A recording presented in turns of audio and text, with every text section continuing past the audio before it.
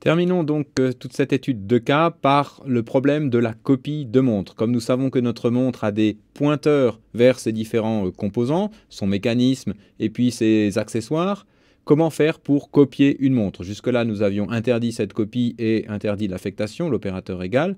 Mais maintenant, nous allons donc nous intéresser à effectivement comment copier une montre, ce qui va nous amener à une nouvelle problématique qui est la copie polymorphique. Commençons donc par le problème de copie de montre et supposons que l'on ait par exemple deux montres M1 et M2, telles que M2 soit une copie de M1. Nous avons donc en mémoire le schéma suivant. Le cœur qui est un pointeur sur un mécanisme quelque part en mémoire et les accessoires qui sont donc un tableau dynamique de pointeurs vers différents accessoires en mémoire. Si l'on fait donc une copie de surface de M1 dans M2, copie de surface, c'est-à-dire que l'on va simplement recopier les différentes valeurs de M1, valeurs de pointeur. Donc ici, on recopiera le pointeur vers cet élément, etc. Alors à ce moment-là, si ceci était possible, je vais revenir dans un instant sur ce point-là, on aurait de toute façon déjà un problème, puisque la montre M2 et la montre M1 partagent les mêmes accessoires et partagent le même mécanisme, ce qui fait que si au travers de M1 on remet par exemple sa montre à l'heure, automatiquement la montre de votre ami qui est la montre M2, elle aura la même heure. Si vous décidez avec de votre montre M1 changer le bracelet pour avoir un bracelet en cuir, automatiquement la montre M2 aura aussi un bracelet en cuir. Qui plus est, avec l'architecture que l'on a définie actuellement, c'est-à-dire avec des unique PTR, on ne peut pas de toute façon faire ces copies puisque les unique PTR doivent pointer de façon unique vers les zones mémoire. On ne peut pas avoir de copie de unique PTR. Donc de toute façon, on ne pourrait pas faire ce schéma en mémoire. Et si l'on avait ici décidé d'avoir des pointeurs à la C, alors on aurait le problème que j'ai évoqué précédemment, d'avoir des composants qui seraient partagés par différentes montres. Donc la conclusion de tout ceci, c'est qu'il faut faire une copie profonde qui signifie qu'au lieu de simplement copier les valeurs de pointeurs, copier les adresses, on copie les objets pointés eux-mêmes. Et donc, à chaque composant, on effectue effectivement une copie de l'objet en question et l'on stocke dans l'objet copié, au plus haut niveau, les pointeurs vers les copies des composants. On a fait la copie, non pas au niveau superficiel en surface, mais on a fait la copie en profondeur. Et on en a donc ici non pas des copies des valeurs de pointeurs, mais on a des pointeurs vers des copies des objets pointés. Voilà ce dont il s'agit lorsqu'on parle de copie profonde par opposition à une copie de surface. Et donc ici, ce qu'il nous faut, c'est bien effectivement une copie profonde, une copie de chaque constituant. Dans ces cas-là, il est d'ailleurs usuel de également redéfinir l'opérateur d'affectation, ce que nous allons faire aussi dans un second temps. Commençons donc par le constructeur de copie, c'est donc le constructeur de montre et qui fait une construction de copie, donc le paramètre reçu par le constructeur de copie, c'est bien sûr une autre montre. L'écriture de ce constructeur de copie doit commencer, il ne faut surtout pas oublier cet aspect-là, par appeler les constructeurs de copie des superclasses. Ici, on a une seule superclasse, la classe produit, et donc ici, il faut appeler le constructeur de copie de la classe produit. Sinon, en effet, c'est un appel au constructeur par défaut qui aurait lieu ici si l'on n'avait pas écrit cette ligne-là. Et donc, on aurait à ce moment-là une construction par défaut de la partie produit d'une montre, c'est-à-dire mise à zéro, par exemple, de son prix, ce qui n'est pas forcément toujours souhaitable. Donc, il faut absolument toujours commencer par un appel au constructeur de copie des superclasses. Ensuite, la question, c'est comment continuer, comment écrire donc la copie des différents composants. Si l'on écrit simplement comme ceci, et de façon similaire pour les accessoires, alors à ce moment-là, on va avoir une copie de surface. On aura copié la valeur du pointeur autre point cœur dans le pointeur cœur de l'instance qu'on est en train de créer. C'est donc justement exactement ce que l'on ne veut pas, donc c'est pas la bonne façon de faire. Ce que l'on peut alors imaginer, c'est effectivement copier l'objet pointé par le cœur de l'autre, donc faire une copie de étoile autre .cœur.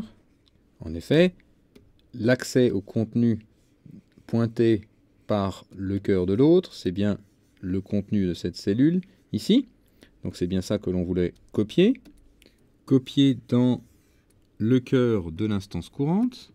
Et pour ceci, donc, allouer une nouvelle zone mémoire dont on récupérerait l'adresse. Et cette nouvelle zone mémoire étant la copie du contenu de autre.cœur. Donc ça s'écrirait comme ceci. Cœur, new. Mais new, quoi? Quel objet devrait être copié en tant que cœur de l'autre? Puisque je vous rappelle qu'un cœur, c'est un pointeur sur un mécanisme.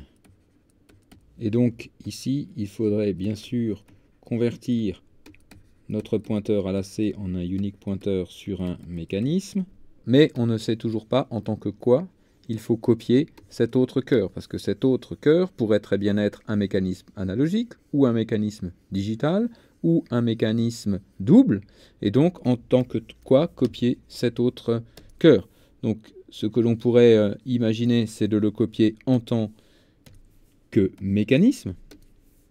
Mais à ce moment-là, ça veut dire que l'on recopie que la partie mécanisme du cœur de l'autre, et l'on risque de perdre toutes les spécificités de l'instance réellement pointée, donc les spécificités analogiques si c'est un cœur qui est un mécanisme analogique, les spécificités digitales, etc. On perdrait donc les spécificités. Donc ici, on ne peut pas faire une copie comme cela en tant que mécanisme. La question de fond, c'est donc comment copier chaque élément en tant que tel, c'est-à-dire ne pas les copier en tant qu'instance uniquement de superclasse de mécanisme, mais bien les copier en tant que sous-classe pour ce qu'elles sont elles-mêmes. Et la question se pose de même façon, bien sûr, pour tous les accessoires. Comment copier chacun des accessoires, les bracelets en tant que bracelets, les fermoirs en tant que fermoirs, les boîtiers en tant que boîtiers, etc. La question est donc comment fait-on une copie qui garde la nature propre des instances, c'est-à-dire comment fait-on une copie polymorphique. La solution consiste, comme à chaque fois qu'on a une tâche particulière à faire, à définir une méthode qui fait cette tâche, et donc ici, à définir une méthode copie qui est capable de faire une copie polymorphique. Ici, une copie polymorphique de mécanisme, et ici, donc, une copie polymorphique d'accessoires.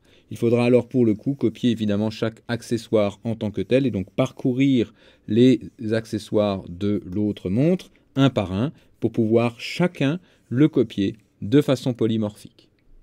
Voyons donc comment s'écrit une telle copie polymorphique et prenons pour cela l'exemple des accessoires. Nous avons donc un tableau dynamique de pointeurs sur des accessoires dont on veut copier chacun des éléments et typiquement donc on le copierait comme ceci en faisant un appel à une copie polymorphique d'un pointeur donc sur des accessoires. Donc la copie polymorphique va être définie au niveau de la classe la plus générale pour laquelle on veut faire une telle copie polymorphique. À ce niveau-là, on va dire qu'il existe donc une méthode copie. La méthode copie en tant que telle ne modifie pas les instances, elle les copie ailleurs. Et on ne sait pas la définir à un niveau aussi général, typiquement pour une classe abstraite. Donc ici, on va dire que c'est une méthode virtuelle pure. La valeur de retour d'une telle méthode, c'est ce que l'on doit mettre donc ici dans cette collection, et donc ça sera un unique PTR d'accessoires. Donc ici on va dire que c'est un unique PTR d'accessoires. Et donc dans les sous-classes, par exemple ici dans la sous-classe bracelet, ce que l'on va faire, c'est que l'on va redéfinir la copie qui retourne un unique PTR d'accessoires, en disant que l'on va retourner en tant que unique PTR sur un accessoire, donc ça reste un pointeur sur un accessoire, mais ce pointeur est spécifiquement un pointeur sur un nouveau bracelet en mémoire qui est une copie de l'instance courante.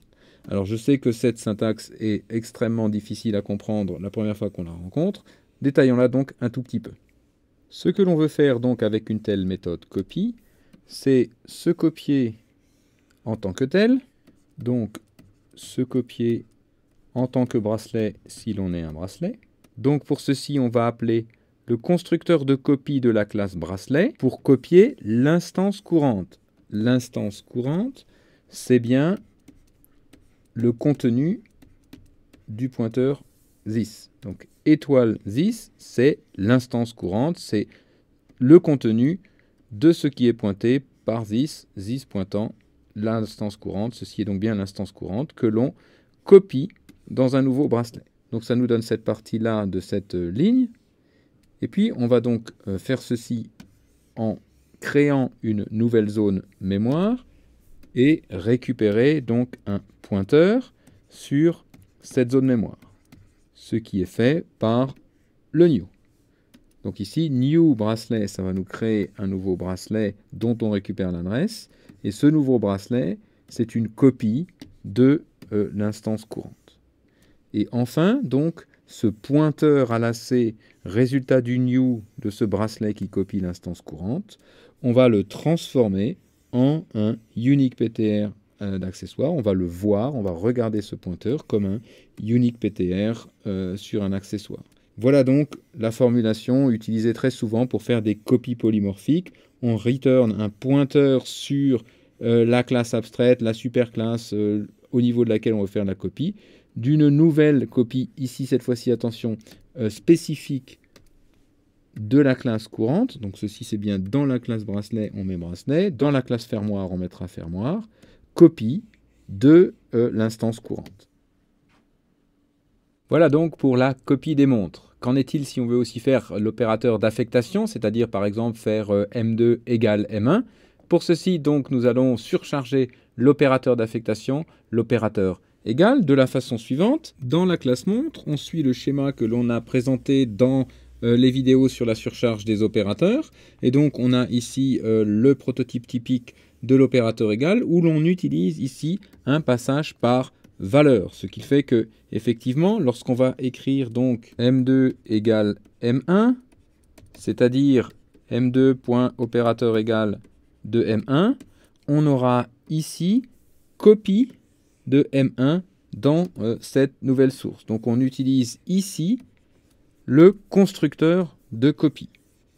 Et c'est ce constructeur de copie que l'on vient justement de définir qui va faire tout le travail de la copie profonde. Ensuite, on n'a plus qu'à échanger donc l'instance nouvellement copiée XM1 devenue source dans l'instance courante. Et pour ceci, donc, par exemple, on peut, en utilisant la méthode swap fournie dans la bibliothèque standard utility, échanger donc le cœur de M2 de l'instance courante avec le cœur de la source nouvellement créée par copie, et donc échanger le tableau des pointeurs de l'instance courante avec le tableau des pointeurs vers des nouvelles composantes créées par copie profonde de cette source, donc justement nouvellement créée.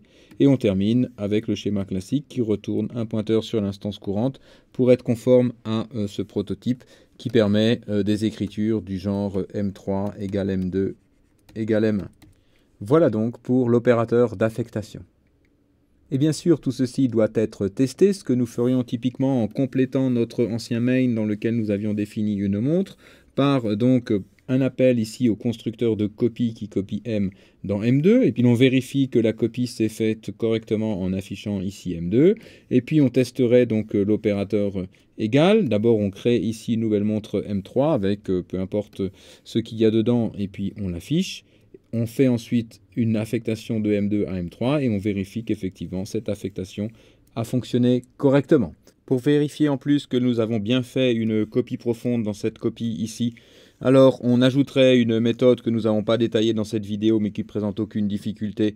Une méthode donc mettre à l'heure qui mettrait la montre M2 à l'heure, qui modifierait l'heure de la montre M2, et on vérifierait donc que dans cette affectation c'est bien M3 qui avait l'ancienne heure de M2 et qui n'est pas affecté par cette mise à l'heure de M2. Si on n'avait qu'une copie de surface, alors ici M2.mettre à l'heure remettrait aussi à l'heure M3. Donc cette ligne ici nous permet effectivement de vérifier que nous avons une copie profonde et non pas une copie de surface de M2 dans M3. Tout ce code, tout le code complet est à nouveau fourni sur le site du cours. Voilà donc tout ceci conclut cette étude de cas et donc termine tout ce cours.